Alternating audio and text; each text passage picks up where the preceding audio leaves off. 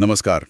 आज हम गहरा गोता लगा रहे हैं टॉम हॉपकिंस की किताब master the art of selling की सार में। जी हाँ, बिल्कुल। इस किताब ने सुना है बहुत लोगों की मदद की है सेल्स में कामयाब होने में। जी। तो हमारा मकसद है कि इसके जो मुख्य नुक्ते हैं उन्हें समझें, चाहे वो प्रोडक्ट बेचना हो, सर्विस या कोई आइडिया ही क्यों ना हो। बिल्कुल।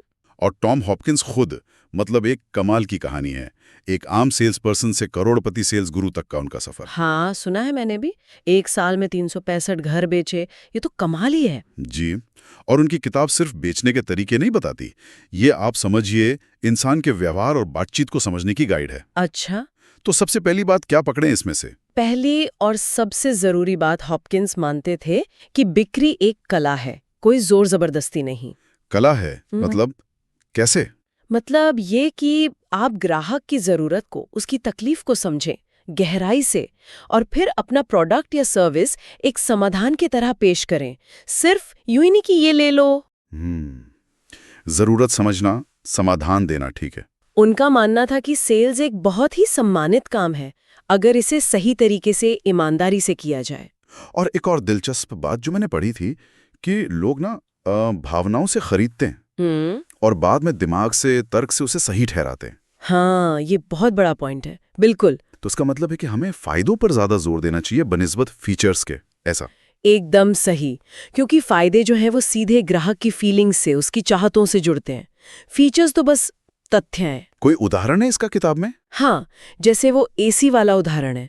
ये कहने के बजाय कि ये एसी 5 स्टार रेटेड है, हाँ। हॉपकिंस कहते हैं कि कहिए, जरा सोचिए, इस एसी से आपका बिजली का बिल लगभग आधा हो सकता है, हर महीने बचत होगी। अच्छा, सीधा फायदा बताया, बचत, आराम। हाँ, ये सिर्फ एक फीचर नहीं रहा, अब ये एक एहसास बन गया।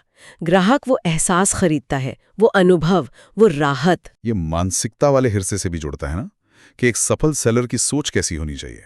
पॉजिटिव रहना, हर ना को एक मौका समझना। बिल्कुल, सकारात्मक रवैया तो जैसे बुनियाद है, और हर ना का मतलब अंत नहीं है। शायद अभी नहीं, या मुझे और जानकारी चाहिए। और तैयारी, उसका कितना रोल है? हाँ, तैयारी। और हॉपकिंस के लिए ये शायद सबसे जरूरी चीज थी। वो मानते थे कि ज्यादातर सेल्स फेल क्यों होती हैं? तैयारी की कमी से। सिर्फ प्रोडक्ट जान लेना काफी नहीं है? नहीं, बिल्कुल नहीं। प्रोडक्ट तो जानना ही है, पर साथ में ग्राहक को समझना, उसकी बिजनेस को समझना, वो क्या सोच सकता है, क्या सवाल पूछ सकता है, क्या आपत्तियां उठा सकता है, इन सब के लिए तैयार रहना। इससे ना आत्मविश्वास झलकता है। हाँ, ये बात तो है। और वो पहला इंप्रेशन, ग्राहक से जुड़ाव बनाना, पहले 30 सेकंड्स बेहद जरूरी। हॉपकिंस कहते थे कि उन शुरुआती पलों में ही वो, क्या कहते हैं, विश्वास की नींव पड़ जाती है। कैसे? मतलब क्या करें उन 30 सेकंड्स में? आपकी अपीयरेंस, आपकी बॉडी लैंग्वेज, आपकी आवाज का टोन, आपकी मुस्कान, सब कुछ। ग्राहक को ये महसूस होना चाहिए कि आप उसकी मदद करने आए हैं, सिर्फ अपना माल बेचने नहीं। भरोसा पहले, प्रोडक्ट बाद में। ठीक है, तो मान लीजिए भरोसा बन गया, बातचीत आगे बढ़ी, फिर आता है वो हिस्सा जिससे कई लोग घबराते हैं, आपत्तियां, ऑब्जेक्शंस। हाँ, किताब इसे असली सेल्स गेम कहती है। ऐसा क्यों? क्योंकि हॉपकिंस का मानना था कि आपत्तियां असल में बुरी नहीं है, वो तो ग्राहक की दिलचस्पी दिखाती हैं।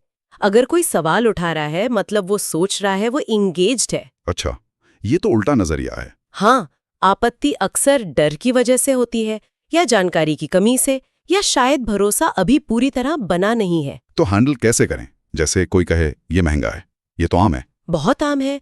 तो किताब कहती है कि बचाओ मत करियो या बहस मत करिए, बल्कि सवाल पूछिए। जैसे, महंगा? अच्छा, किसके मुकाबले में आप कह रही हैं? या क्या आप देखना चाहेंगी कि लंबे समय में ये असल में आपको पैसे कैसे बचा सकता है? बातचीत को आगे बढ़ाया, बंद नहीं किया। बिल्कुल, आपत्ति को जानकारी हासिल करने का एक मौका समझिए। सही है। और फिर आता है वो आखिरी पड़ाव, क्लोजिंग, सौदा पक्का करना। यहाँ अक्सर लोग थोड़ा प्रेशर महसूस करते हैं या डाल देते हैं। हॉपकिंस क्या कहते हैं? हॉपकिंस का नजरिया बिल्कुल अलग था। उनका जोर प्रेशर पर नहीं, मदद करने पर था। मदद, क्लोजिंग में? हाँ, उनका मानना था कि क्लोजिंग असल में ग्राहक को वो फैसला लेने में मदद करना है जो वो शायद लेना तो चाहता है पर हिचक रहा है। तो इसकी कोई टेक्निक? हाँ, कई हैं। जैसे एक है अजम्पटिव क्लोज, मतलब आप मानकर चलते हैं कि सौदा हो गया है। जैसे आप कहें, तो डिलीवरी के लिए आपका पता यही वाला लिख लूं, या आप पेमेंट कार्ड से करेंगे या ऑनलाइन। अच्छा, सीधे एक्शन पर ले गए। हाँ, इससे ग्राहक के दिमाग से वो हाँ बोलूं या ना बोलूं वाला बड़ा सवाल हट जाता है। वो छोटे अगले स्टेप्स के बारे में सोचने लगता है। दिलचस्प है ये। दबाव नहीं, मदद। और सेल्स हो जाने के बाद काम खत्म? अरे नहीं, बिल्कुल नहीं। हॉपकिंस कहते थे कि असली रिश्ता तो अब शुरू हुआ है। ओह, फॉलो अप करना बहुत जरूरी है। ग्राहक से पूछना कि सब ठीक चल रहा है, क्या वो खुश हैं, ये दिखाता है कि आपको सिर्फ पैसे से मतलब नहीं था, आपको ग्राहक की परवाह है। इससे लॉयल्टी बनती होगी। बिल्कुल, वफादारी। और यहीं से फिर रेफरल का रास्ता खुलता है। हाँ, रेफरल यानी दूसरे ग्राहकों के नाम मिलना। जी, और ये सबसे असरदार तरीकों में से एक है। एक खुश ग्राहक आपकी सबसे अच्छी एडवर्टाइजिंग कर सकता है। हॉपकिंस तो कहते थे कि सीधे सीधे पूछना चाहिए क्या पूछना चाहिए?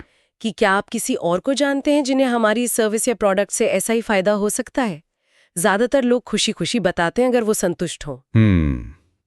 तो अगर हम इस पूरी चर्चा का सार निकालें तो टॉम हॉपकिंस की इस किताब का निचोड़ क्या है, एक दो लाइनों में? निचोड़ ये है कि कामयाब बिक्री सिर्फ कुछ तरकीबें रटना नहीं है, ये मनोविज्ञान को समझना है, अच्छी तैयारी करना है और सबसे बढ़कर इंसानियत के नाते अच्छे रिश्ते बनाना है। विश्वास बनाना, सुनना, जरूरत समझना। हाँ, और ना सुनकर हार नहीं मानना, बल्कि उससे सीखना। और मुझे लगता है कि ये सिद्धांत सिर्फ सेल्स वालों के लिए नहीं है, ये तो जिंदगी में कहीं भी काम आ सकते हैं। अपनी बात सही ढंग से रखने में, दूसरों को समझने में। बिल्कुल सही कहा। ये प्रभावी संवाद और रिश्ते बनाने के उसूल है, हर किसी के काम के।